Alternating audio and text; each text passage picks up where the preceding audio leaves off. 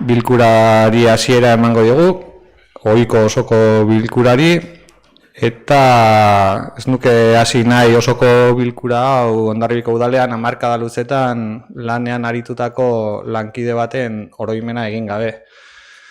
Brigadako arduradun lanetan aritu den lankideak erretiro hartzeko garaia izan du, aukera ere izan du, eta erakunde honi eskainitako lan ibilbide oso baten eskerrona eta aitortza izatea nahi nuke hitz hauen bitartez. Gaur egun udalkide garen guztion aldetik, baina baita ere bere lan ibilbide osoan jardundako udal ordezkarien aldetik ere eskerrona adierazi nahi dut. Ziur nago lankide izan dituenen aldetik ere hitz goxoa jaso dituela eta balio beza lan ibilbide honek guztiak lankide izatetik lagun izatera igarotzeko.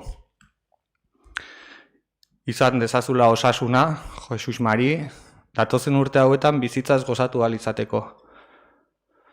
Beste alde batetik ere, gaurko udalbatzan, zenbait udalkide faltan ditugu hemen, eta baliatu nahiko nituzke sarrerako hitz hauek ere bereziki gaixo dauden horiei laster eta ongi errekuperatzeko desioa adierazteko, eta laster ere gure artean debate gune honetan izateko aukera izan dezatela guztiok. Beraz, sarrerako hitz hauekin hasiera emango diogu udalbatzako eguneko aztergaiei, eta lehenengo puntuan klima eta energiarako alkatetzen itunari atxikitzeko proposamena da. Ez dago aktarik. Testu inguru bat egiteko gai honen inguruan Eudel eta Eusko Jaurlaritzako industria, trantsizio energetiko eta jasangarritasun sailak udalerria gonbidatu dituzte klima eta energiarako alkatetzen ituna berriz sinatzera. Euskadin trantsizio klimatiko eta energetikoaren aldeko konpromisoan aurrera egiteko. Itun honen helburua tokiko gobernuak klima aldaketaren aurkako eta energia jasangarriaren aldeko ekintzak sustatzeko Europako mugimendu handi batean parte izatea da. Ekimen hau Europako batzordeak bultzatzen duelarik. Itun hau sinatzearen bitartez udalak konpromiso batzuk hartzen ditu. Lehenengoa, 2050erako neutraltasun klimatikoa lortzeko helburuak ezartzea, bigarrena erresilientzia indartzea klima aldaketaren aurrean, eta hirugarrena pobrezia energetikoari aurre egitea. Konpromiso horiek klima eta energiaren tokiko planean gauzatu behar dira. 2 urteko EPEA ezartzen dute plan hori egikaritzeko. Eta azkenik prozedurari dagokionean, udalbatza da onartu behar duen atxikimendu hau, edo berritzea, kasu batzuetan, gurean bezalaxe. Alkatetzak sinatuko du agiri ofizial bat, eta agiri ofizial hori aurkeztu egin beharko du onarpena baldin badago udalbatzaren aldetik, bai euskaraz eta bai gaztelaniaz.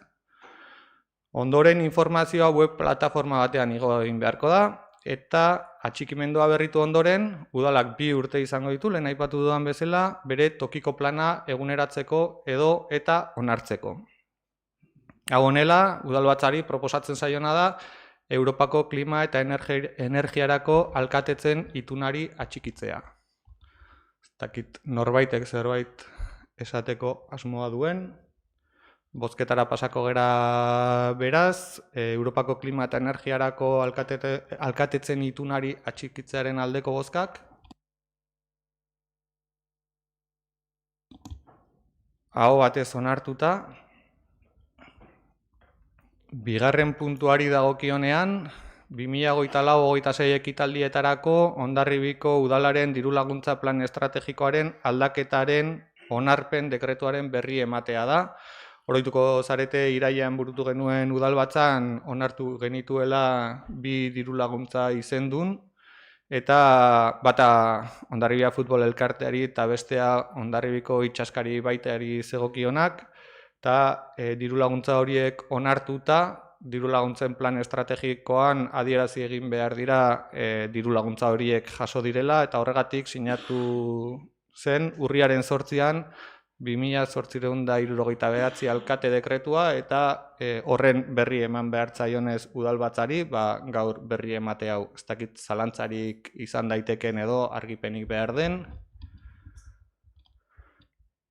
Berri eman da, pasako gara 3. puntura.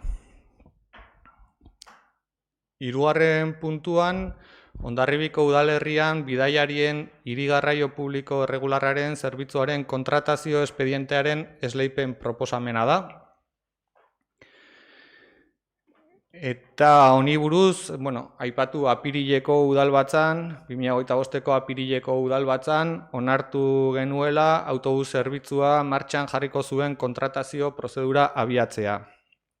Bertan, zehaztu ziren udalaren beharren araberako zerbitzua eskaintzeko baldintzak zeintzuk ziren, eta adierazi zen kontratuaren volumena kontutan hartuta, udalbatza zela kasu honetan organo kontratatzailea.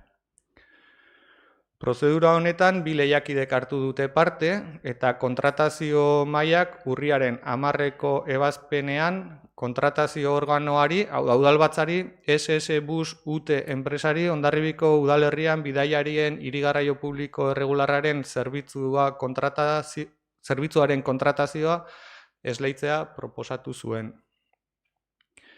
Kontratuaren iraupena 5 urtekoa izango da, eta bere balio osoa 1.331.000 euro gehi bez izango da, beza 10%koa, beraz guztira 1.000.000 eta 465.000 euroko kostu kopurua izango du.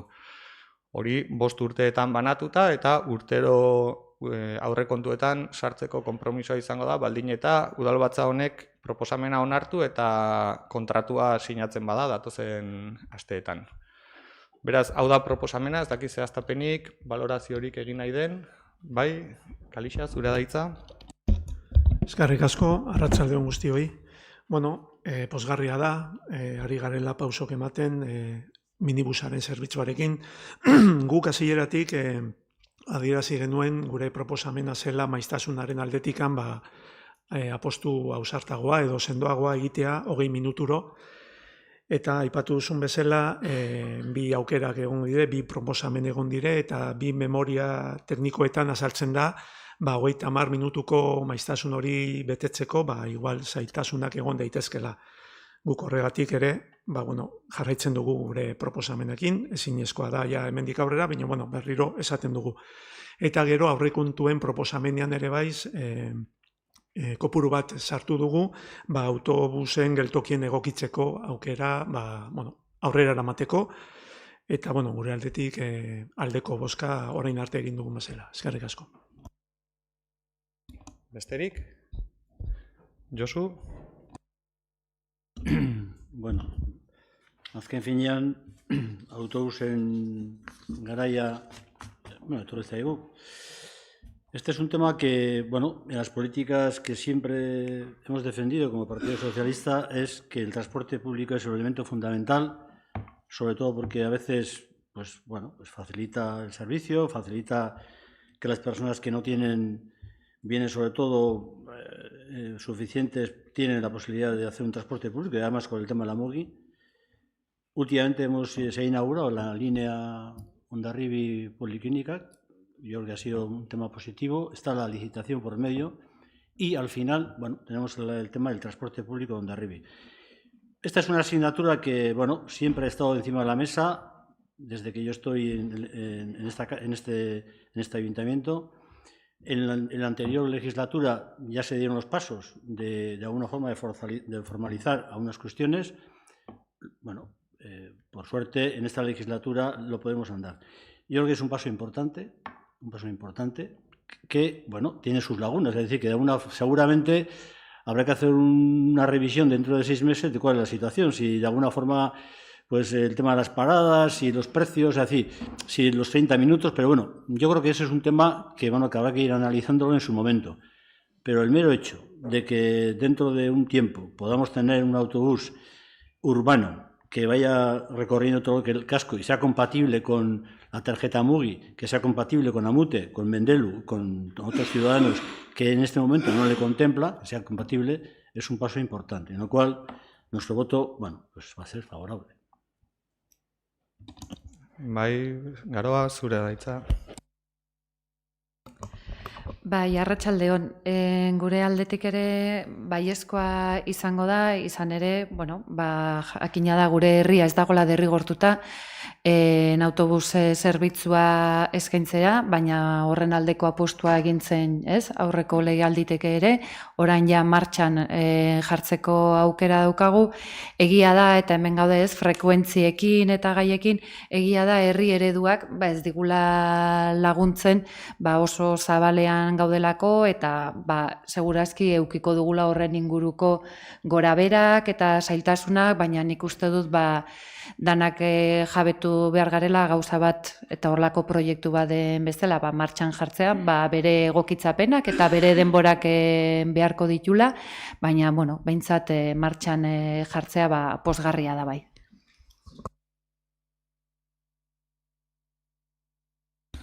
Bueno, nire aldetik esan behar dudana da eskertzekoa dela, horrelako babesa izatea izan ere konplexua da, eta hemen hitz egin da aurreko legealdi edo aurrekoetatik esango nukez, ideia honen inguruan eztabaidatzen aritu garela herri hontan, Hondarbian, eta uste dut talde politiko eta eragile guztiek ikusten zutela beharra herri barneko autobus zerbitzu bat izatekoa, ereduaren inguruan eztabaidatzen ere urteak pasa ditugu, eta bai, abia puntu bat da hau. Apirilean hitz egiten genuen, bai maiztasunen inguruan, hitz egin da ibilbidearen inguruan, hitz asko egin da, baina gauzatu egin behartzen proiektu bat zela iruditzen zitzaigun, herriak ere eskatzen duelako, herritarrek eskatzen duten zerbitzu bat bada, eta noski abia puntua deneinean gauza asko izango ditugu ikasteko. Ikasteko izango dugu, bai maiztasuna, zuk Kalixa aipatu duzun bezala ordu erdikoa baino 20 minutukoa eskatzen zenuten, baina esleipenean lehiatzen aritu diren enpresek ordu erdian beran burutzeko zailtasunak izan daitezkela ere aipatzen dute, herrian dauden trafiko arazoak direla medio, ez ibilbideak ez duelako ahalbidetzen, baizik askotan trafiko arazoak izaten direla herrian eta atzeratzeko aukera izan zitekela aipatzen zuten. Esleipen duen enpresarekin lehenengo bilera bat burutu genuen eta ondorio estatu genuena zen abiatu egin behar dela. Abiatu egin behar dela eta bidean ikusiko dugula, bidaiariak nun hartzen dituzten, zer bilera egiten duten, nun dagoen behar gehiago, nun gutxiago, eta ziur, Josuk aipatzen zuen bezala, 6 hilabete barru edo urte bete barru, ditugun datuekin egokierak egiteko beharra izango dela.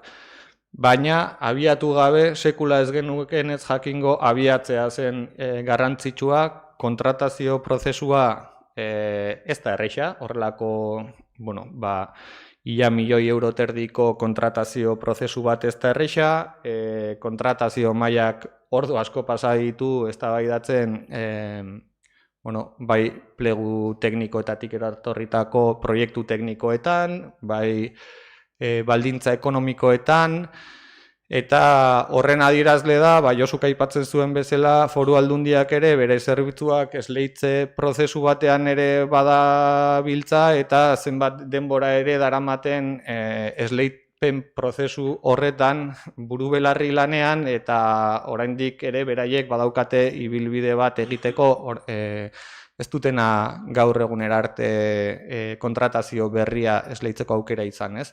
Eta zalantzari gabe nire aldetik konpromiso osoa foru aldundiarekin elkarlanean aritzeko, izan ere herri barneko garraio zerbitzu honek emango du zerbitzu bat udalerri barnean, baina ez da iritsiko auzo guztietara. Eta auzo guztietara iristeko helburu horretan, zalantzari gabe, Foru Aldundeak kudeatzen duen autobus edo garraio publiko zerbitzu horiek ezinbestean erabili behar ditugu ere, eta horretan izan ditugu Foru Diputatuarekin ere hainbat bilera, eta uste dut ibilbide oso interesgarria dela, izan ere sortzen ari diren helmuga berrietako lineak eta elkarrizketa baten ondorioz sortutako aukerak izaten ari dira. Aukera horietan sakontzeko eta elkarlanean aritzeko konpromisoa uste dut gaur hemen irudikatzen dugula, eta helburua izango da Hondarribiko herritar guztiei garraio publiko zerbitzu egoki bat etxetik ahalik eta gertuen emateko aukera izango dela. Udalerritik eta Foru Aldunditik elkarlanean bi zerbitzuak elkarlotuko dituena, eta etorkizun batean noski egokierak izan da ere, azterketatik, objektibotasunetik eta datuetatik oinarrituta izango dira. Beraz, horretan jardungo dugu lanean, eta espero dut Hondarribiko autobus zerbitzua hainbeste urtetan hizketagai izan duguna udalbatza honetan, aurten urte amaitu aurretik ez badugu ikusten urte hasieratik martxan ikustea eta zerbitzu hau baliagarria izatea Hondarribiko herritar guztientzat. Ongi iruditzen bazaizue, bozketara pasako gara. 3. puntuan Hondarribiko udalerrian bidaiarien hiri garraio publiko erregularraren zerbitzuaren kontratazio esleipen proposamenaren aldeko bozkak. Aho batez onartua.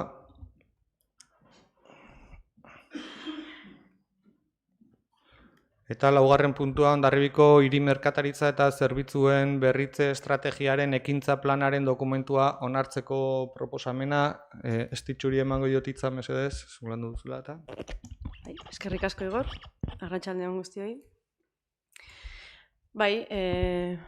Uste dut puntu honetan ere, iruditzen zait, alderdi guztiok sarritan adierazi dugula bertako merkataritza estrategikoa dela, eta uste dut denok adierazi dugula hau babestu eta nolabait bultzatzeko borondatea.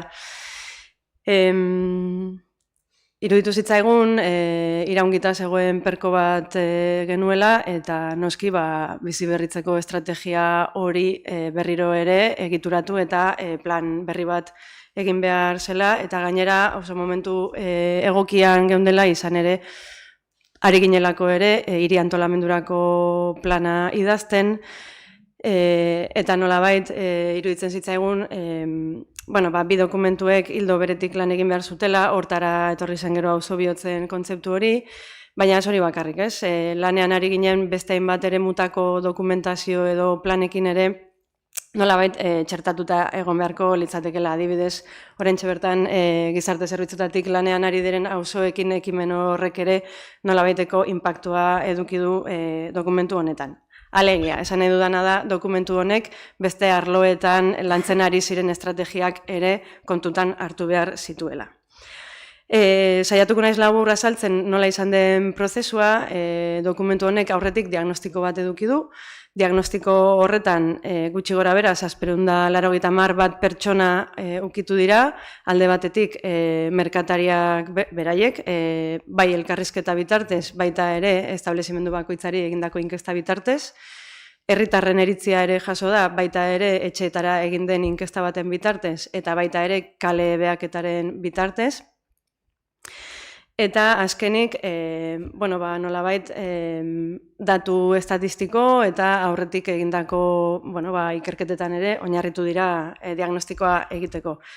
Diagnostikoa eskuragarri egongo da eta gomendatzen dizuet begiratzeko, ze oso dokumentu sakona eta interesgarriak diren datuak ematen dizkigu, interesgarriak batzuk, kezkagarriak beste batzuk. Lau pintzela da eman nahiko nituzke. diagnostikoan atera zenarekin, gero hortan oinarritzen da noski plan estrategikoa. Lehenengoa gastu portaeraren ingurukoa da, ez da bakarrik Hondarribian ematen, beste hiri guztietan ere ematen da gastu iesa, hau da, herritarrek ez dituzte beraien erosketen 100% bertan egiten. Baina lana egin dutenek adierazi ziguten, espero zutena baino, portzentai desente altuagoa zela gastu iesarena Hondarribian, 47% hain zuzen. Eta, horreri atentzioa jarri behar zitzaiola, ez? Horretaz aparte, datuek erakutsi digute, herritarrek media interneten urtean 900 euroko erosketak egiten ditugula. Beraz, hor ere badaukagu gastu ies hori, nolabait lortu beharko genukela amortiguatzen, ez?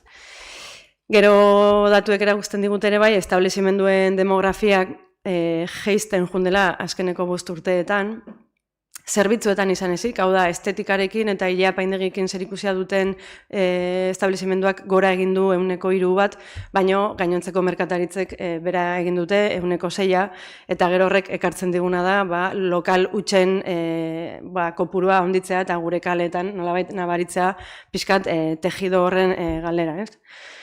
Baita ere, fokoa jartzea, ekipamendu hauen jabeen adinean. Izan ere, badago kopuru handi bat, hemendik urte gutxitara, retiroa hartzeko asmotan dabilena, eta erreleboa ikusi dugu, izan daitekela erronka bat. Hor, momentuz ez dago errelebo hori bermatuta. Baina, badaude gauza honak ere bai, diagnostikoak adierazi du, herritarrek oso ondo baloratzen dutela edo oso modu positiboan baloratzen dutela bertako komertzioa, kalitatezkoa delako, oso tratu ona ematen delako, eta azkenean konfiantzako guneak direlako. Orduan, badaukagula ere nondik eutxi eraikitzeko. Horretaz aparte, diagnostikoan hizkuntza eredua ere aztertzen du, erakarpen turistikoa aztertzen du, digitalizazioa, mugikortasuna, hainbat gai.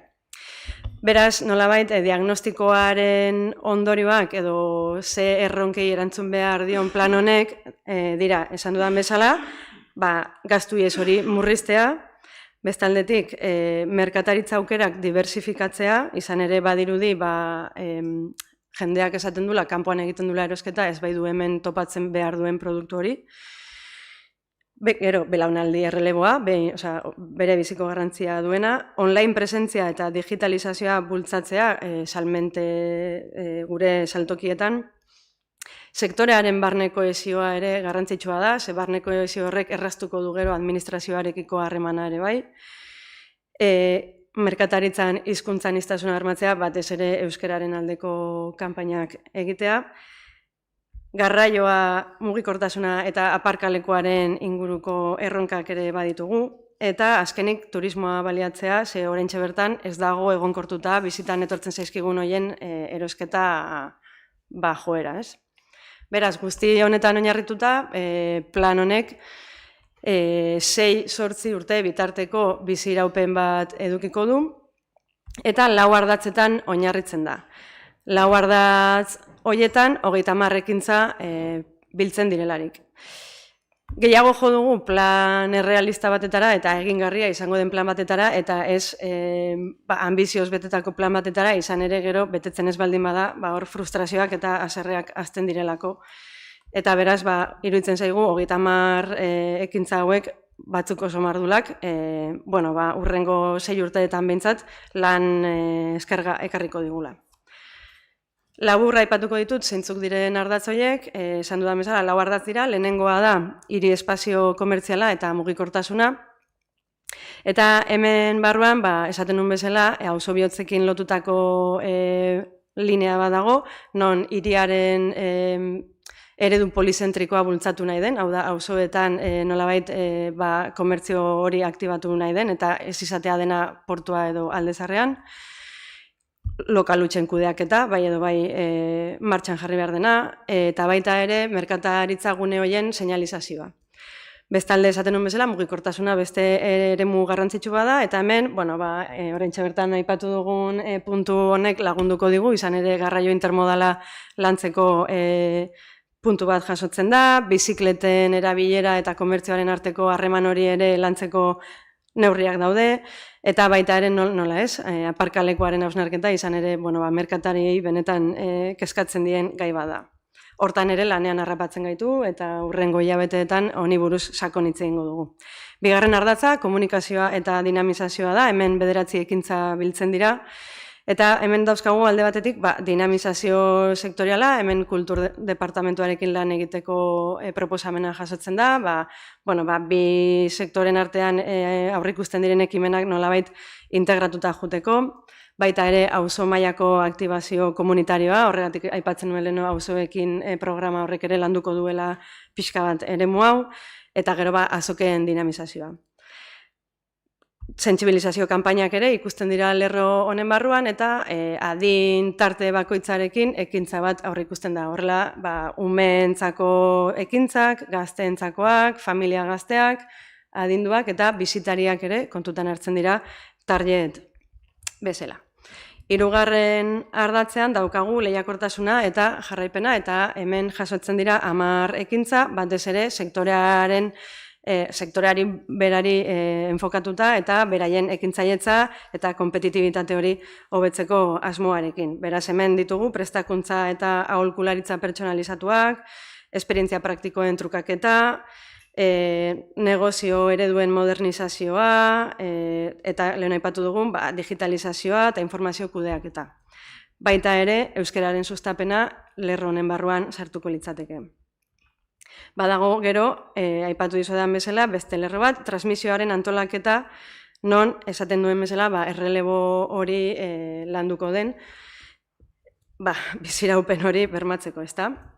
Azkarnoa, gero neurri bakoitza xeatuagoa doa. Eta azkeneko ardatza, gobernantza eta koordinazioaren ardatza, hemen batez ere lantzen dena da sektorearen eta administrazioaren, hau da, udalaren arteko harreman hori. Horretarako proposatzen diren ekintzak da alde batetik sektorea bera kohesionatu eta indartu, eta gero ere komunikazio horretan lagunduko duen mahai bat sortzea, eta nolabait udalaren konpromisoa ere baliabideak jartzearena. Orduan, esaten nun bezala, 30 ekintza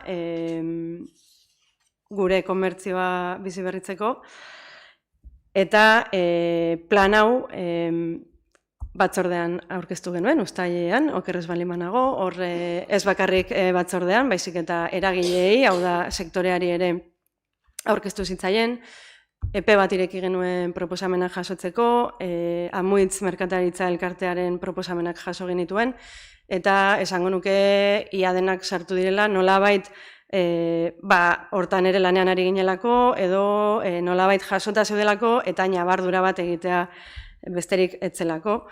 Eta beraz, gaur ekartzen dugun dokumentua da, azkeneko aportazio horiek jasota, hori ezta, gelditzen diren ekintza horiek.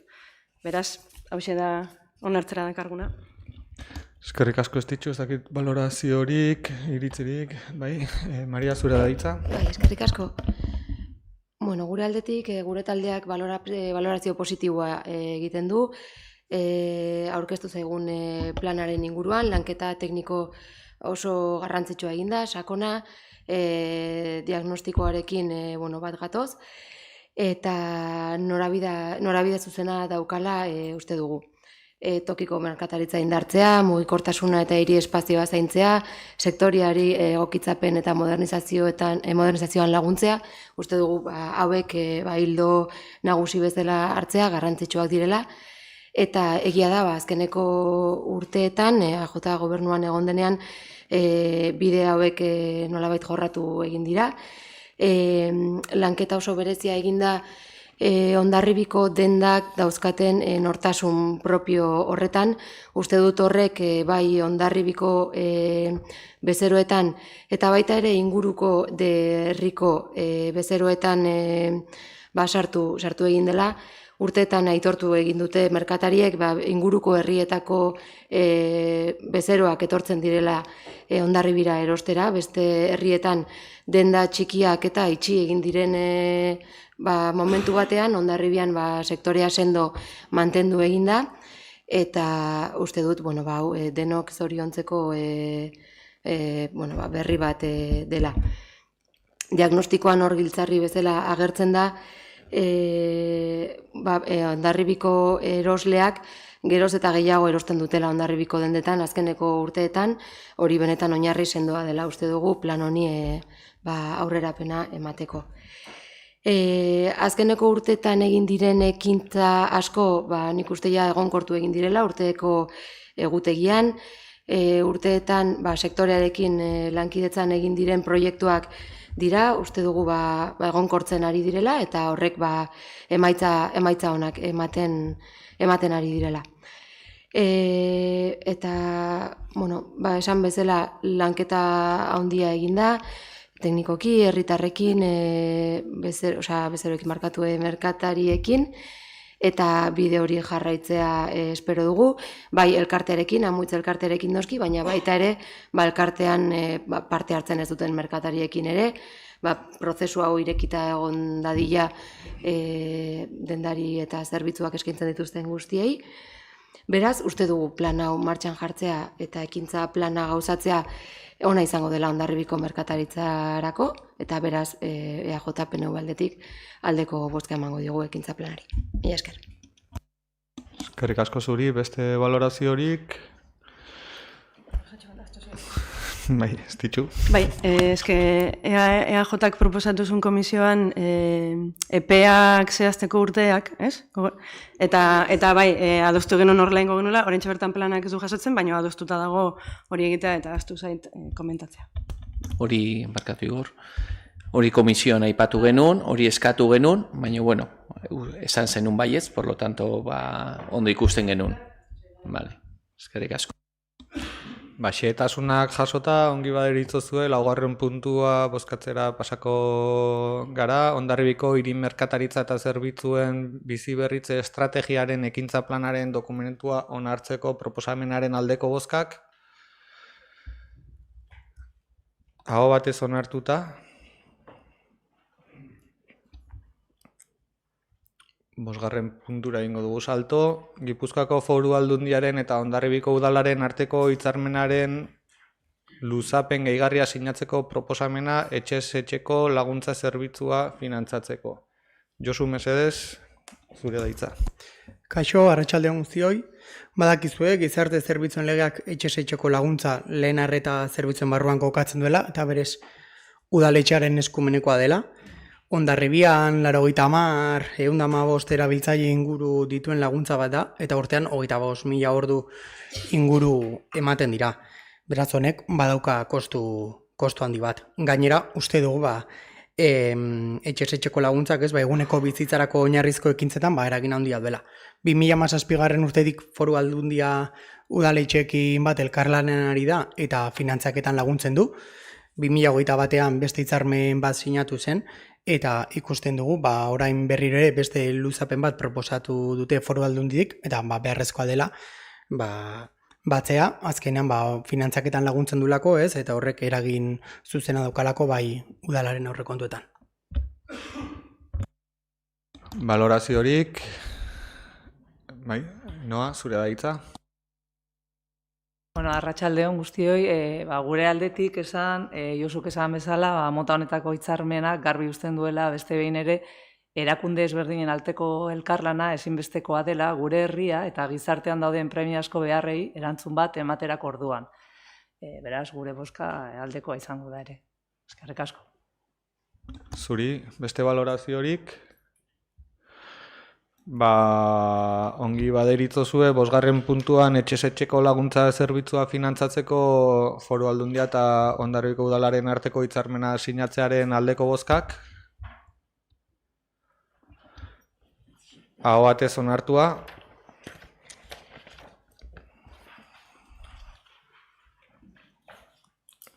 Seigarren puntuari dagokionean, EH Bildu udaltaldeak aurkezturiko proposamena da, ezaugarri bereziduneko ondasun higiezinen zergari dagokiona. Garoa, zure da hitza? Bai, kaixo, arratsaldeon, hau EH Bildutik sartzen dugun mozioa da. Azken finean, gertatzen dena da gure herrian aireportua daukagu, beste batzuk portua eduki dezakete, edo urtegi bat, edo dena delakoa, eta Gipuzkoan ezik, baina Araban bai, Bizkaian bai, edo Nafarroan ere bai, horrelako ondasunei aplikatzen zaie besta zerga berezitua deitzen zaiona. Eta Gipuzkoan hori ez da aplikatzen, azken finean dagoen arau orokorra Gipuzkoak ez dulako eguneratu, ez dulako aldatu hori aplikagarria izateko. Hori da ekartzen deguna eta EH Bildutik ekartzen dugu, lanketa honekin bagabiltzalako bai, batzarre nagusietan, baina azken finean Hondarribiko udala da, Donostiko aeroportuari, baina gure lurretan kokatuta dagoen aeroportu horren kobratzen duena, eta Hondarribiko udala beraz da, diru gehigarri hori kobratu gabe gelditzen ari dena, eta iruditzen zaigu, Hondarribiko udalari ere badagokiola Aldundiari horrelako eskaera egitea. Adibide bezala esan nahi dut, adibidez Bizkaia dagoeneko 2019ko urtarrilean zerrendatu zuen Bizkaian zeintzuk ulertzen diren ondasun bereziko higiezinak direla. Eta hor, aipatzen ditu, esaten nuen bezala, portuak, aireportuak, urtegiak edo zentral termikoak, hau da, 2019an dagoeneko Bizkaian eraikin horiek zeuden herrietan, herri horietako udalek jasotzen dute o aplikatzen diote zerga berezitu bat higiezin horiei. Eta gure herria gaude 2025an eta ez da kobratzen ari. Eta zergaitikan mozio hau orain eta hemen Aldunditik esan zelako lehen urtean 2025an garatuko zuela zegokion araua 2026an dagoeneko aplikatu alizateko, hau da 2026an Hondarbian kasu bezala gehigarri hori edukitzeko, baina orain artean etxeko lan horiek ez dira egin. Eta egitekotan, astea hau eta hurrengoan izan zitekeen aukera. Badakit eta gero esango denez, hurrengo urtean egingo omen da lanketa, baina hori ere izan zen aurreko urtean. Orduan, horregaitikan gaur ekartzen deguna da, EH Bildutik egiten dugun proposamena da, ulertuta Hondarribiko udalak eskaera egitea badagokiola, ze guk ulertzen dugu, herritarrei ere xentimo bat esateko barkatzen etzaion bezala, holako ondasun higiezin batek zerga berezitua aplikatzeko aukera dagoenean, ez aplikatzea, ez dela herri horren eta herritarren hoien alde lan egitea. Eta ordan hori da gaur ekartzen dugun proposamena. Eskerrik asko. Eskerrik asko zuri baloraziorik. Gonzalo, zure da hitza. Arratsalde on denekiri, eskerrik asko Garoa eta alkate jauna Igor. Gure aldetikan, Garoa, ez dugu lertzen zergatikan ekartzen dugun hau honea.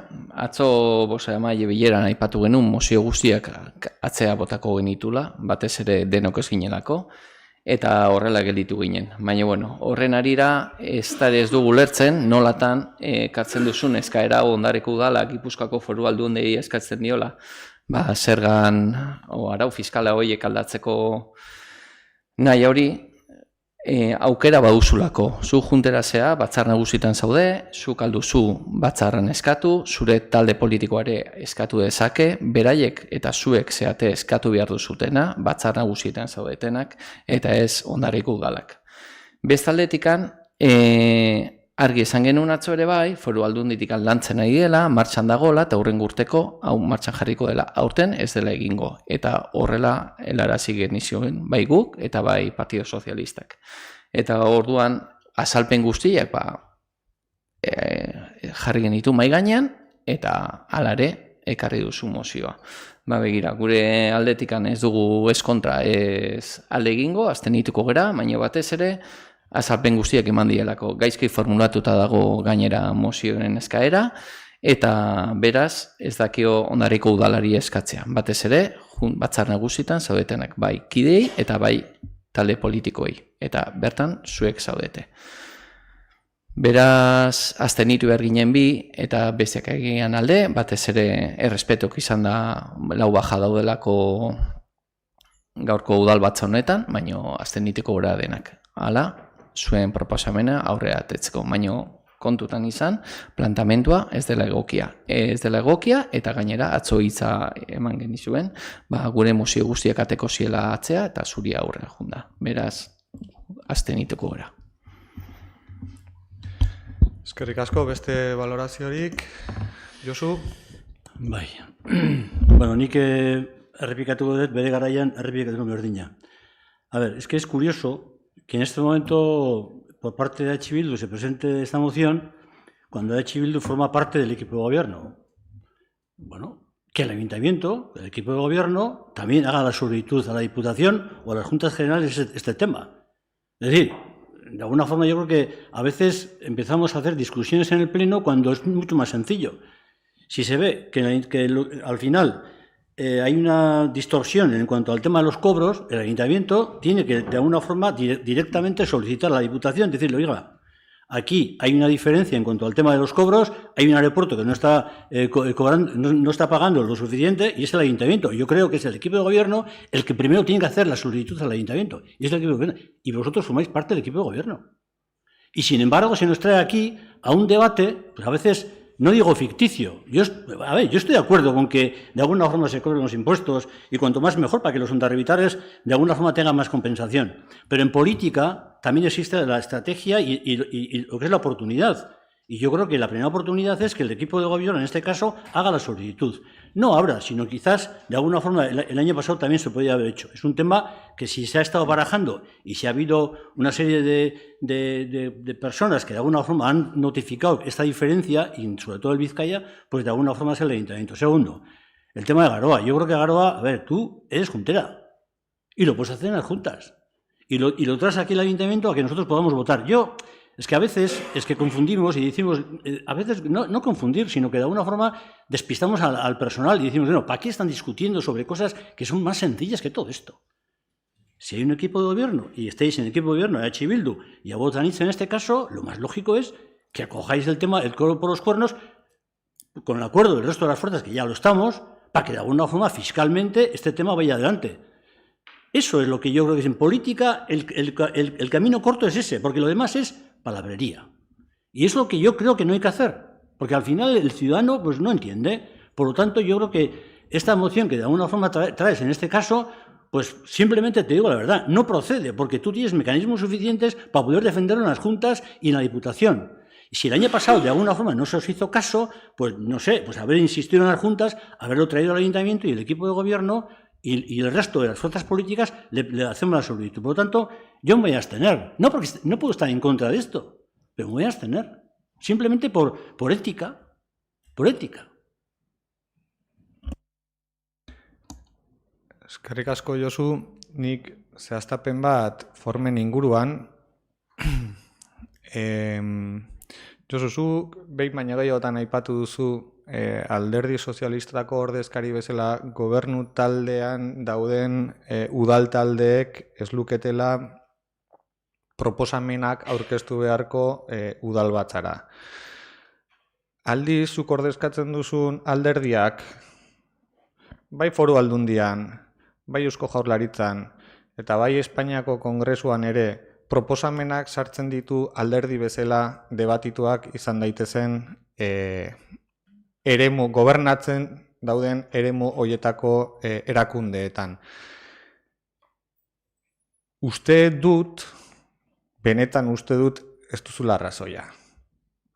Ez duzula arrazoia uste dut, izan ere, udal taldeek gobernu taldeko ordezkarietatik haratago doazelako, eta praktika ohikoa delako erakunde guztietan gobernuan dauden ordezkariek, naiz eta alderdiak ordezkatu gobernuan daude eta alderdiek gobernuan egonda ere proposamenak erregistratzen dituzte dauden erakundeetan, eta behin eta berriro zauden mantra berdinarekin, baina uste dut oker zabiltzala. Zure alderdiak berak ere egiten duelako, eta hemen dauden gainerako alderdiek ere egiten dutelako ordezkaritza hori duten erakundeetan. Hori praktika ohikoa da, eta adibideak baditugu nahi aina ikus dezakenak ikusi nahi badu. Zuk ere noski.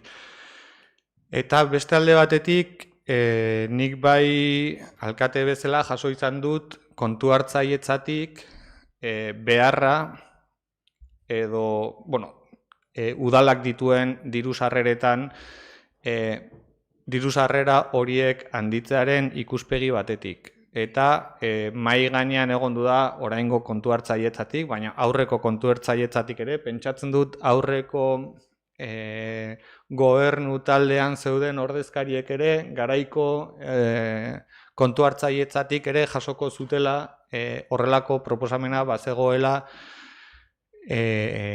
eraikin bat, ondare bat herrian, non ondare horrek zerga berezi bat ordaintzeko aukera zuen eta ez den materializatzen foru aldundiko arau baten menpe gaudelako eta foru aldundiko arau horrek ez duelako garatzen legedian zerga berezi hori kobratzeko aukera. Nik ez dakit aurtengorako izango den, edo datorren urterako izango den, momentua hilabete honetan izan behar duen, edo datorrenean, baino bai argi daukat onuraduna Hondarribiko herria dela. Eta onuraduna Hondarribiko herria denean Hondarribiko herritarrak direla, baliabide sarrera handiago bat eskuratzeko eskubidea badaukatelako eta horrek laguntzen duelako gure aurrekontuetan baliabide gehiago izateko. Eta hondarribitarrak onuradun diren heinean eta ikuspegi teknikotik ere behin eta berriro defendatu duten gai bat dela kontutan harturik, momentuaren eztabaida horretan sartu gabe, uste dut aldeko bozka ematea besterik ez zaigula geratzen eta foru aldundiari tramitazio honetan lehenbailen alduen momenturako aukera hori eskaintzea guk ere gure araudian gero txertatu egin beharko genukelako.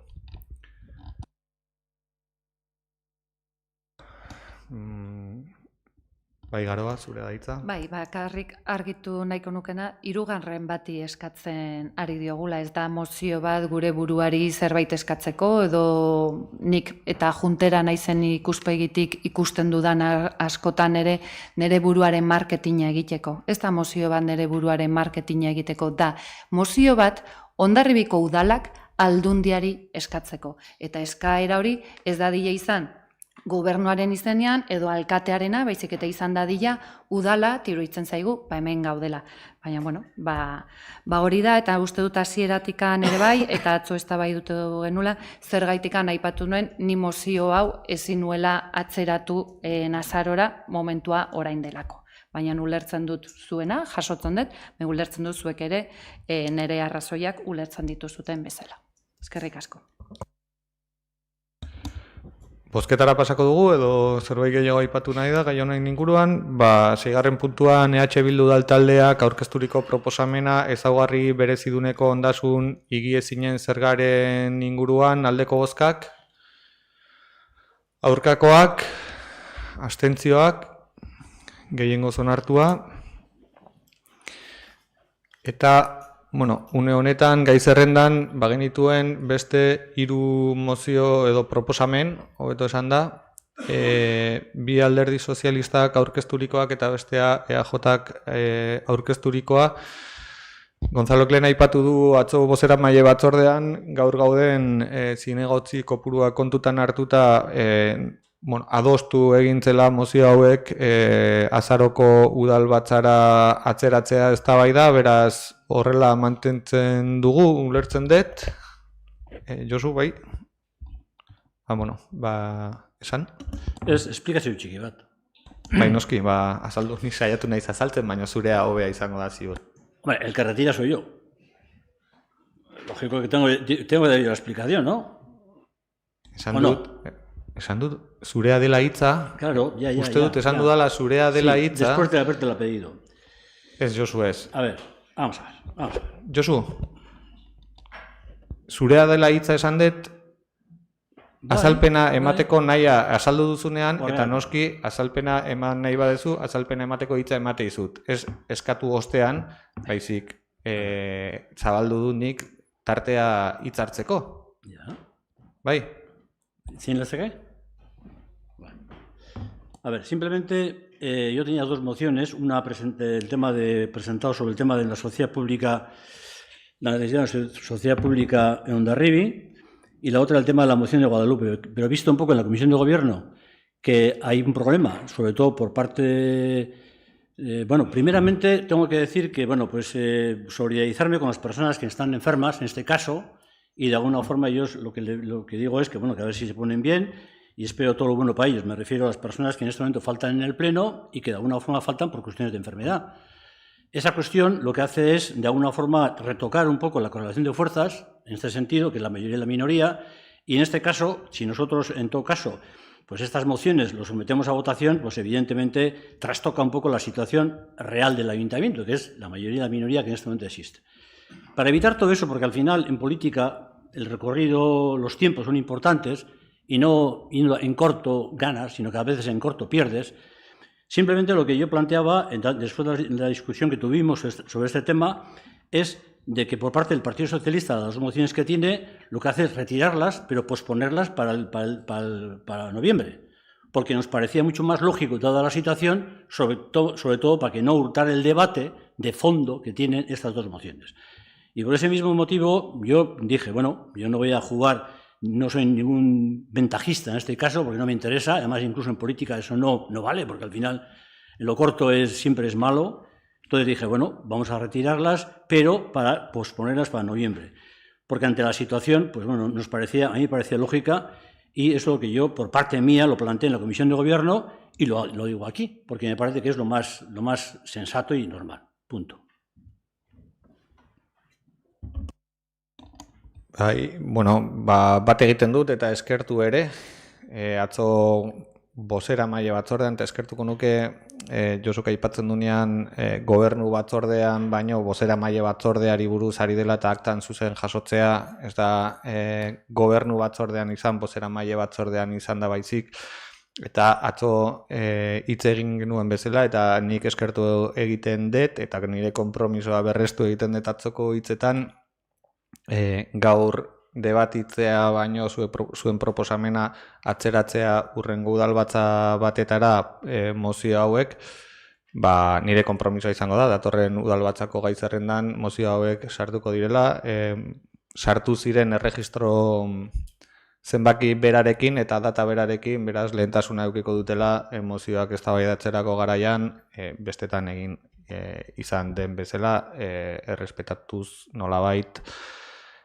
sarrera erregistroaren orden hori mozioak defendatzerako garaian. Beraz, horrela geratuko gara, datorren udalbatzan, azarokoan, PSR-en 2 mozio eta PNV-ren hau sartuko dira, eta ondoren besterik balego, besteak ere eztabaidatzeko aukera izango dugu. Jarraituko dugu beraz, 10. puntua zena, 7. puntuan, ez dakit idazkari jauna, mantendu behar den puntu korrelazioa edo besteak jorratu gabe.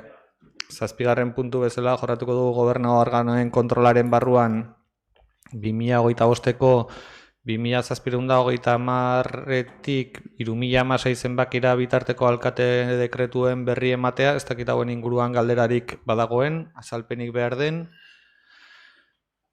Berri emantzat emango ditugu dekretu hauek, eta 8. puntuan, erregu eta galderei dagokionean, Alderdi Sozialistak aipatu zuen atzo bazituela zenbait galdera edo erregu egiteko, berari emango diogu hitza lehenengo, ongi baderitzo zue, beraz Josu, zure galdera erreguak. Bai, bueno, jo, nire aldetikan, beti izaten dut askotan gau txikiak, dira oso garrantzitsuak, ezta? Y yo tenía 4 preguntas que realizar. Y la primera es sobre el tema del terreno de Mendelu, de Iruzubia, ocupación de vehículo. Hace aproximadamente unos días hubo un acta, un decreto en el cual de alguna forma se especificaba a un ciudadano en un terreno de Mendelu que de alguna forma, dado la situación, se retirara el coche que tenía cubierto con una lona. Y, de hecho, pues bueno, parece ser que esta persona, después de este decreto, cumple la normativa del ayuntamiento y efectivamente, pues parece que lo ha retirado. En todo caso, este decreto se ha planteado, pero claro, tenemos un problema y es que, evidentemente, hay una zona que todos sabemos, que además es un poco reiterativo y lo que estoy diciendo, es de que hay 2 vehículos en una zona determinada que, bueno, que insistentemente están diciendo que, bueno, pues que eso supone pues una situación pues de sociedades, de que 2 vehículos parece que es una chatarrería. Menos mal que al final se puso un pivote, porque antes no había ni un pivote y se puso el pivote porque si no se hubiera puesto el pivote, aquí en vez de 2, pues igual habría 7 dentro. Y eso se puso el pivote, está el pivote. Entonces, yo no sé, de alguna forma lo que estoy planteando es cuál es la situación y de alguna forma si se puede resolver, porque yo sé que los vecinos están insistiendo de que en verano hay una situación de insalubridad, sobre todo el tema cuando llega el verano, por las lonas, y bueno, y yo no sé si en este momento el ayuntamiento en qué criterio está o qué es lo que va a hacer. Bai, itzali dit berak.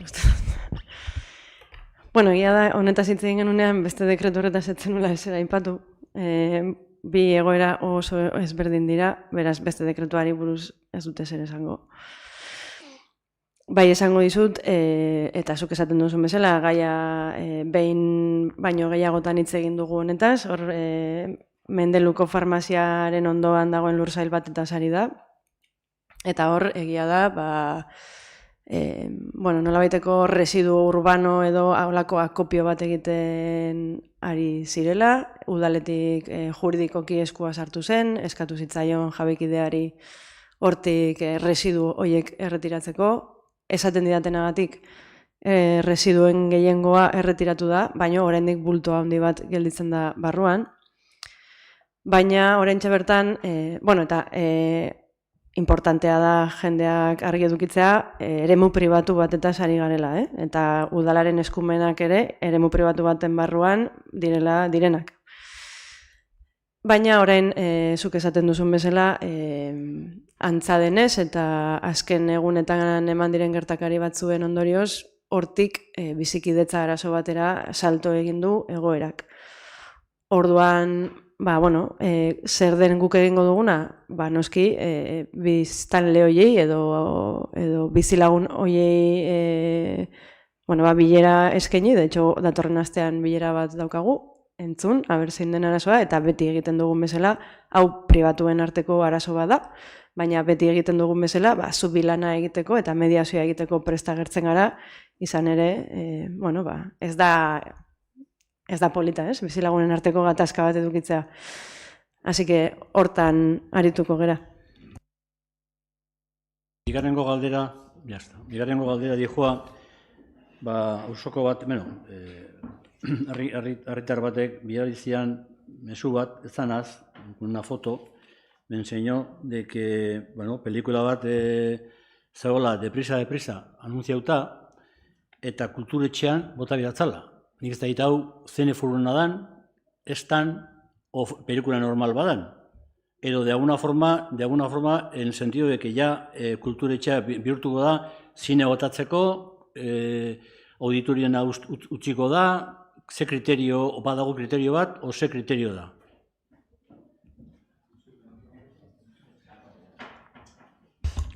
Kaixo, atzaldeon.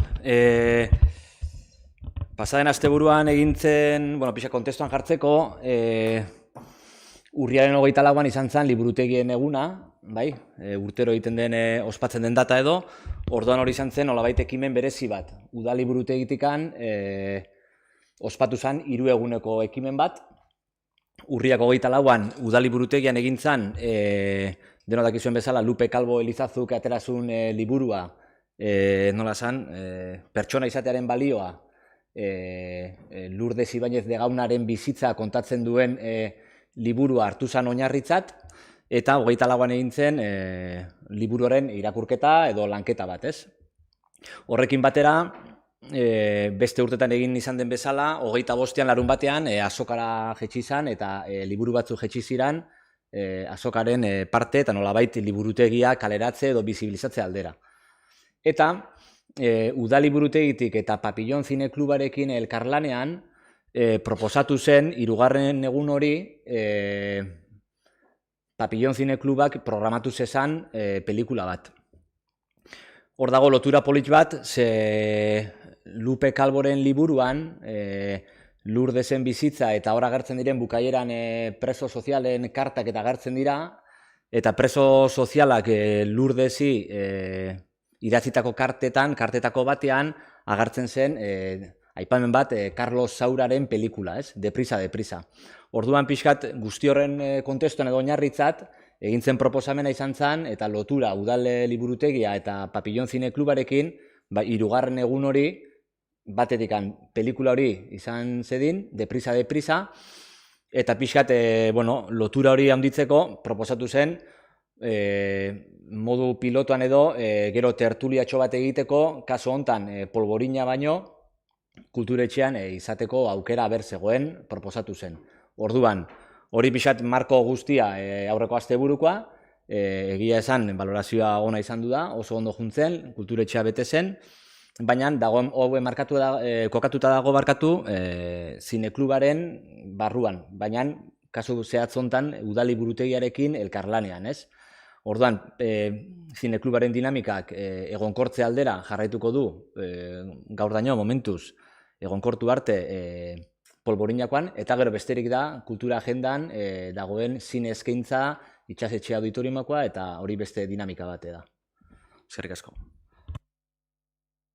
Bai, barkatu, momentu bat, bide batez gogoratzeko herritar guztioi, eta Josuri berari ere horrelako galderak egiten dizkiotenean, Hondarribia kultura agenda propioa badagola, bai liburuxka bat hilabetero ateratzen den ekimenekin, baita webgunean ere atal propioa daukana, non ikusi daitezken, bai zine, bai antzerki, bai musikako ekitaldi guztiak, hilabeterokoak, oso aberatsa da, nik orantxe bertan egin dut konsulta eta nahi duen orok ikusi dezakela eta norbaitek herritar ordezkariren bateri galdera luzatzen dionean interesgarria litzatekela gu guztiok ezagutzea eta hau zabaltzeko aukera izatea bertan ikusi daitekelako kultur ekitaldiak zer izango diren eta non izango diren ere eta horrelako zalantzak argitu daitezkelako azkar asko.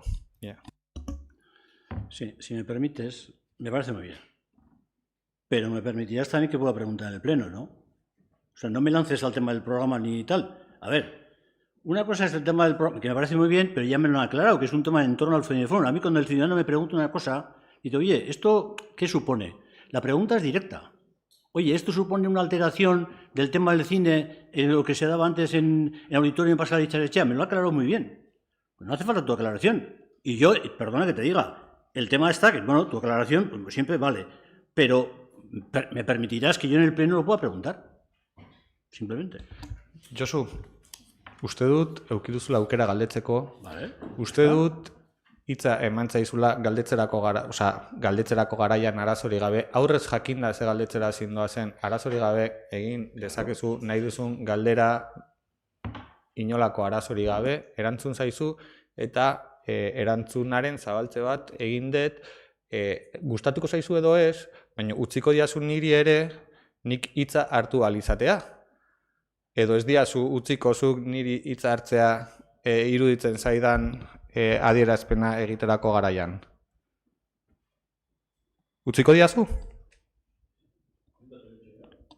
Oraintxe esan duzu ba. Galdera gehiago zenitun, ezta? Askatasun oso egin dezakezu nahi duzun galdera. A ver, hirugarrengo galdera. La tercera pregunta es la siguiente.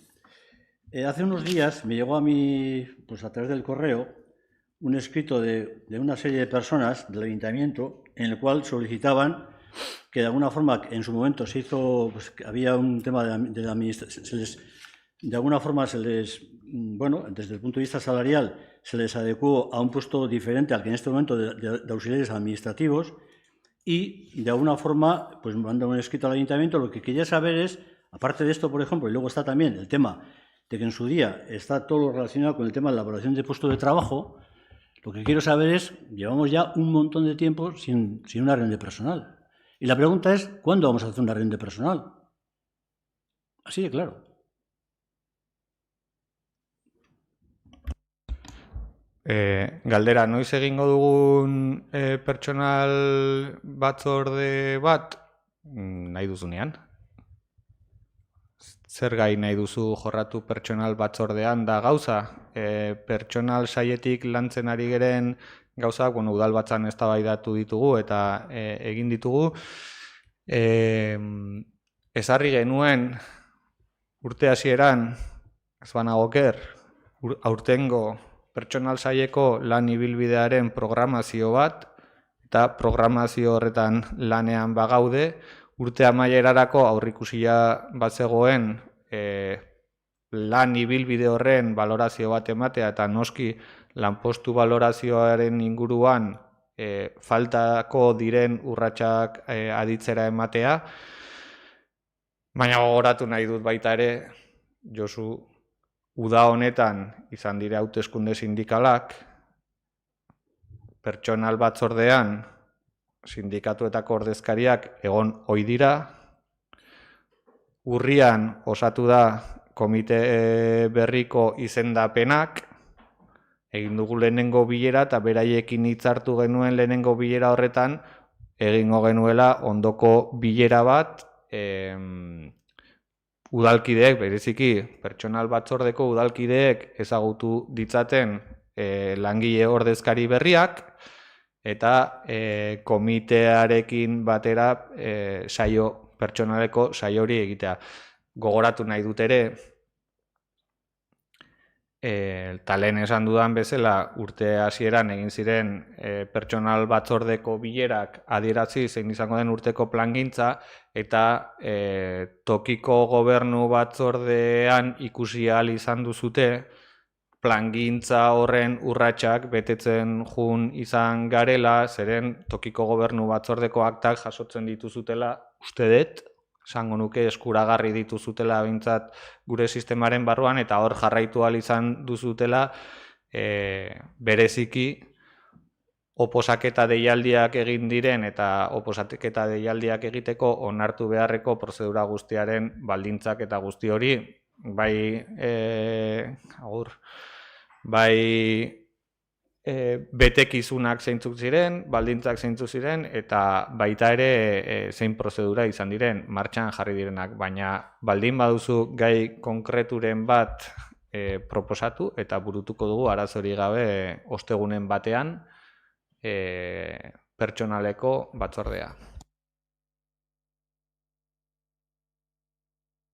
Sí, me parece muy bien. Yo simplemente lo que te digo, a ver, llevamos varios meses sin hacer reuniones. Me parece, lo del tema del comité de empresa, bueno, tiene su procedimiento, pero, hombre, aquí de alguna forma sé que de alguna forma ha habido una serie de trabajos sobre valoraciones de puestos de trabajo, y no sé si ha habido trabajos, y de alguna forma se ha hecho el trabajo determinado. Yo en este momento no sé cuál es la valoración, cuál es la situación. No estaría mal que de alguna forma nos convocaras lo antes posible para explicarnos un poco todo el tema de la valoración, cómo ha sido, cómo está el tema, qué puntuaciones ha habido, sobre el tema de la valoración de puesto de trabajo, que es muy importante en este ayuntamiento. Y sobre ese tema yo por lo menos no tengo ni idea de cómo está el procedimiento, ni cómo está el proceso. Y no estaría mal que nos informarais. Y segundo, sobre este escrito de estas personas, de estas compañeras de trabajo, en este caso, que de alguna forma, ¿qué propuestas hay? ¿Cuál es la hoja de trabajo? ¿Cuál es la hoja de ruta? ¿Cómo está el tema? Por lo menos esas informaciones, al margen de presentarnos al comité de empresa, que me parece muy bien, también internamente los concejales, y en este caso el grupo nuestro, lo que quiere es una información, y lo que pido es que nos pongas una fecha, un jueves determinado, pues de alguna forma para analizar estas cosas. Simplemente porque llevamos varios meses sin hacer reuniones. Varios. No uno, varios. Josu, deigarria da. Lehen esan dudan bezala plangintza bat egin genuen urtean zehar egingo ziren lanen inguruan. Eta orain, udalbatza honetan ateratzen duzu lanpostuen balorazioaren inguruan lanketa nola dagoen jakin nahi hori. Etzarenean ez gerturatu ez adierazi inolako momentutan galdetzera lan horren inguruko prozedura nola dijoan. Lan hori, lanpostuen balorazio objektiboaren lana, definituta dago txosten batean, partekatuta dago txostena, eta ikusten dira zeintzuk diren lanketa horrek dituen urratsak. Eta lanketa horrek dituen urratsen barruan, zatirik handiena edo luzeena zen, erderaz aterako zait, análisis y descripción de los puestos de trabajo. Eta horretarako ezartzen zen ibilbidea, hilabete batzuetako ibilbidea zen, eta zehazten zen oso ongi dokumentu horretan, irakurri badezu. Lanpostuen analisi eta deskripzioa egiterako garaian, egingo zirela, bai udalkideekin, bai langileekin bilerak egin ditugu udalbatza areto honetan bilera irikiak langile eta ordezkari politikoen artean deialdi zabalak egin ditugu, adierazteko nola izango zen prozedura. Ondoren, langile guztiekin ez, baino lanpostu antzekoak ziren langile guztiekin egin dira bilerak, langileek egin dituzte ekarpenak. Ekarpen horiek aholkulari enpresak aztertu, definitu ditu, ondoren transmititu digu txosten batean sail bakoitzeko arduradunekin egin dire bilerak.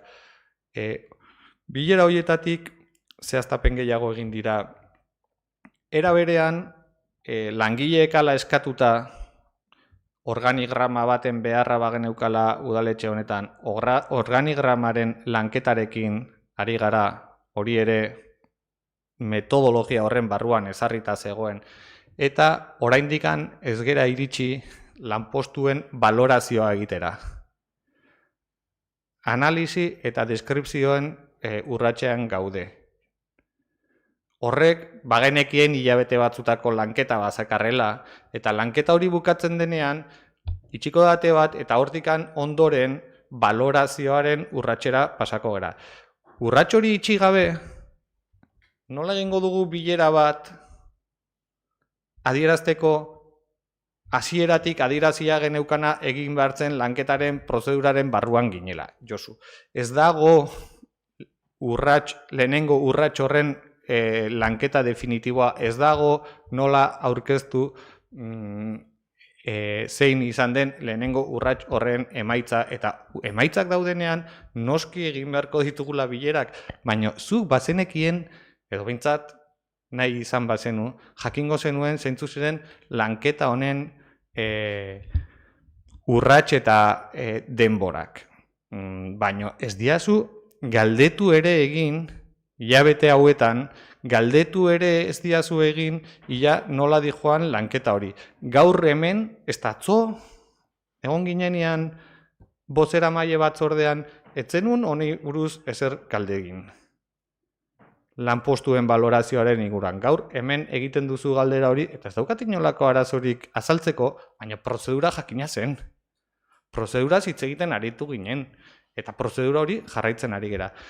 Administrari laguntzaien kasuari dagokionean, noski jorratuko dugula batzorde batean, baina enpresa komitearekin. Eta enpresa komitea, esan dudan bezala lehen, abuztuan edo uztailan, ez naiz horitzen zehatz, udaran izan ziren hauteskunde sindikalak, urrian hartu dire karguak, egingo dugu enpresa komitearekin noski bilera hori dagokion eta eperik azkarrenean, baina eske ez dugu eduki denbora materialik enpresa komitearekin ere gaiaz jorratzeko. Josu, egingo da bilera bat pertsonalekoa, ez daukat inolako arazorik nahi denean deitzeko, ez dakit udalbatza den pertsonal batzordeko deialdi bat egiterako garaian, gaina ez da pertsonal batzordea. Udalkudeak eta batzordea da. Eta udalkudeak eta batzordeak hilabetero egiten ditugu bat edo bi kasu batzuetan, eta inoiz ez da gai zerrendan azaldu, pertsonaleko gaiez hitz egiteko beharra zegoenik. Inoiz hilabete hauetan.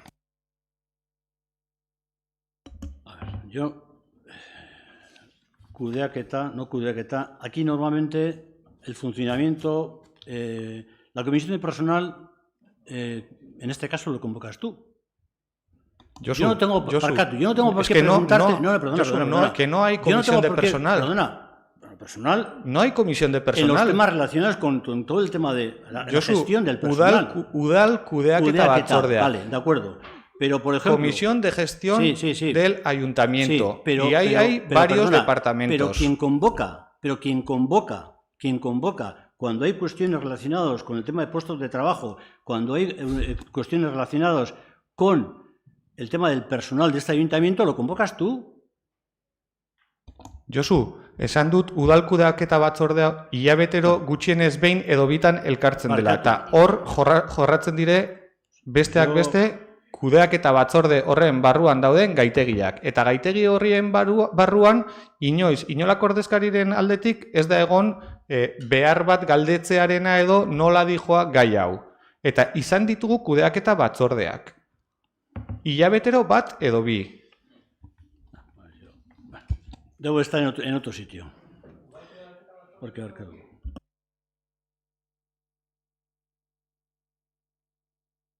Egon dire hilabeteko eduki ditugula bi. Eta beste batzuk eduki dugula bat. Hor dituzu, nik ez ditut hemen, esan zenbat batzorde eduki ditugu aurten, zenbat batzorde eduki ditugu aurten, udal kudeaketa batzordekoak. Igor, ari zenien, berari erantzuten. Ni bakarrikan egin eta aipamena, esan duzu bat edo bi hilero. Egin dugu urrian, egin dugu uztailan, egin dugu ekainan, egin dugu maiatzan, martzoan, hori dire aurten egin direnak. Hilero izan ditugu bilerak. Egondu da bileraren batean, justuan ez, markatu. Abuztuan ez. Egondu da bileraren batean, aktan jasota dago bileraren batean, eskatzen denik pertsonalen inguruko gairik jorratu nahi den? Zeren hor, gero baditugu erreguta galderak, edo baditugu iritziak emateko aukera, badaukagu gure kezkak adierazteko aukera, inoiz ez da adierazi horren inguruko ezer. Eta udal kudeaketa batzordea dagonean, ez da soilik nik eramaten ditudan edo nik proposatzen ditudan gaitegiak.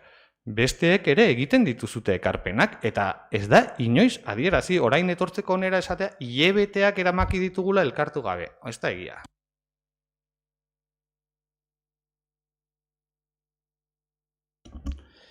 A ver, llevo laugarrena. Llevo también, nik usten dut, orain dela agostuan, eskaera bat egin nun, sobre, bueno, pues hay una zona que algunos vecinos me han trasladado de que existen pues algunas tulipas en Amute que no se han cambiado. Entonces, lo que quiero saber es, claro, yo hago la pregunta y se me contesta y se me dice, bueno, existe una comisión sobre el tema de las tulipas y sobre el tema de este tema. Hay una, bueno, pues hay una comisión de compras que se dedica al tema de las compras globales y hoy es el día que todavía, bueno, no hay ninguna modificación. Entonces quiero saber si de alguna forma esa zona que es la zona de Amute, que es, yo creo que es Comentu-Txiki, me parece que es, ¿no? ¿De Txiki? Sí. No, Comentu-Txiki no, la zona donde está la sociedad la sociedad de Amute, pues en esta zona, pues bueno, las luminarias están sin cambiar. Y lo pregunté. Y entonces Urbanismo se me contestó de que efectivamente esas luminarias son del ayuntamiento, una de ellas incluso no funciona, y había que, de alguna forma, me emplazaban a una especie de comisión de compra global del parte del ayuntamiento y que mientras que las compras no se realizaran globalmente no había cambios. Pero ese tema lleva desde el mes de agosto. Yo quiero saber si de alguna forma en este momento la sección de compras que en este momento existe por parte del ayuntamiento con la Diputación, si hay plazos, si existen plazos para poder de alguna forma hacer los cambios de las luminarias. Es un poco lo que la gente me está preguntando y punto.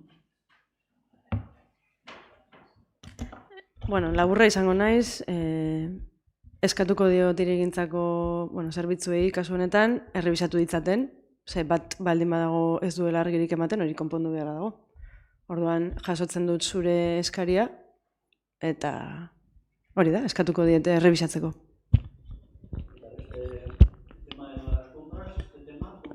Bai, aderituta gaude. Geldi. Vale. Aderituta gaude al acuerdo marco, Foru Aldundiaren material elektrikoa erostekoa. Beraz, agian bere momentuan hor egia da, egon duzela gatazka bat, baina orain ez daukagu arazorik zentral de compras horrekin, orduan agian berriro gogoratu behar diet errebisatzeko. Besterik gabe, Josu.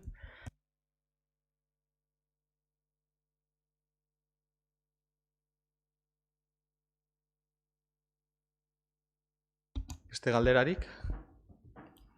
Bai, atzo hartzaldian sortu zitzaigun galera bat eta Mariakin, Bai, aste honetan uste dut izan dela Facebook bitartez Mendelu auzoak publikatu du auzo elkartea, alkatearekin eta alkateordearekin elkartu egin dela, eta Mendeluren inguruan hainbat gaiez hitz egin dutela. Eta, pixka bat harridurarekin hartzen dugu bilera hau, ze joan aurreko agintaldian Mendeluri buruz hitz egiteko, lanketa egiteko, Mendelu auzoko mahai bat sortu zen, aurreko agintaldian uste dute 5 bilera egin zirela, ez dakite zenbat hilabetetan, eta agintaldi honetan bakarrik uste dut 2 bilera egin direla. Orduan, barkatu, hori, pixka bat harrigarria iruditzen zaigu lan egiteko modu hori aldatu egin bada, eta Mendelu auzoaren inguruan bakarrik gobernu taldetik bilerak egingo badira eta prozedura aldatu baldin bada primeran, baina uste dugu mahaiaren formatuak beste alderdien partaidetzarekin interesgarria izan dela, ez bakarrik Mendelu auzoko horretan, baizik eta adibidez mugikortasun mailan, ia da agintaldi honetan dexente gutxiago elkartu egin dela aurreko agintaldietan konparatuta. Eta besterik ez. Ez dakit galdera erregua den, baina hori aipatu nahi genuen. Eskerrik asko, Maria. Bai, bereziki aurreko agintalditik zetorren mahai hori kontutan hartuta, mahai horren deialdiak Mendelu auzo elkarteak egiten ditu, eta egiten zituen bezala, egiten jarraituko duela ulertzen dut, beraiek deialdia egin izan dutenean, deialdi horretara eta areto honetan elkartu izan gera, eta egiten dutenean deialdia, egingo dugu bilera, hori ez da gobernuaren edo udalaren jarrera bat, aldatu denik edo ez, guk espazio hau, areto hau, bilera horietarako erabiltzeko oztoporik eta pegarik ez dugu jartzen.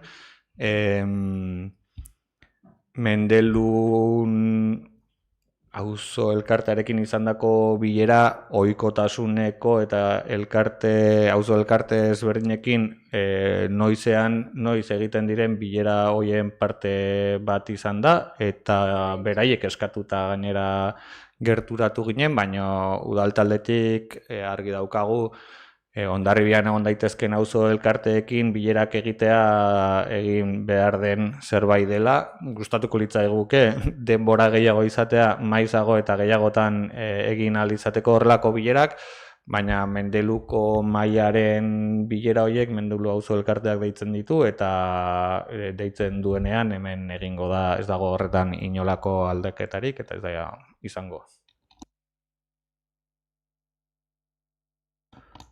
Ez dakit,